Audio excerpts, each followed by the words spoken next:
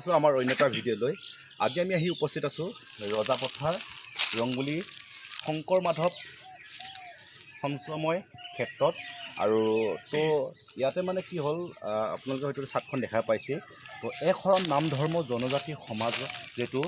59 সংখ্যক বাৰ্ষিক অধিৱেশন ও মহাপালনাম আৰু যে তাৰিখ হৈছে ইংৰাজী 27, 28 আৰু 29 জানুৱাৰী তো আৰু ইয়াতে শুক্ৰ শনি আৰু ৰবিবাৰ 3 দিনীয়া কাৰ্যসূচীৰে যেহেতু আৰম্ভ কৰিছে তো আপোনালোকে সকলো ভকত বৈষ্ণৱসকল উপস্থিত থাকে বুলি আমি আহ্বান কৰিছোঁ আৰু লগতে আপোনালোকে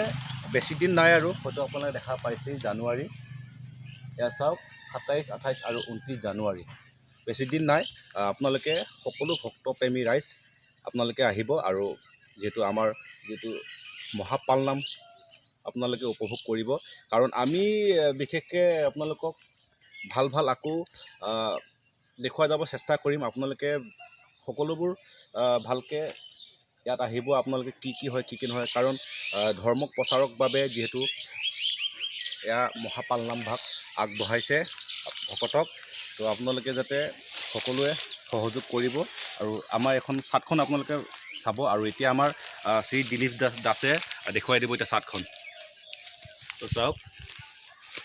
তো ভিডিঅ'টো চাই আপোনালোকে কেনে পালে নিশ্চয় জনাব আৰু লগতে যেহেতু জানুৱাৰী 8 তাৰিখে লাই খুঁটা ফুটিব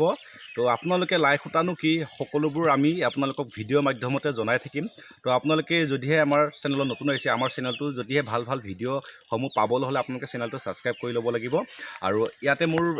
অনুৰোধ আৰু আপোনালোকে ভক্তসকল সকলোৱে আহিব আৰু উপভোগ কৰিব বুলি আমি আশা ৰাখিলোঁ ধন্যবাদ।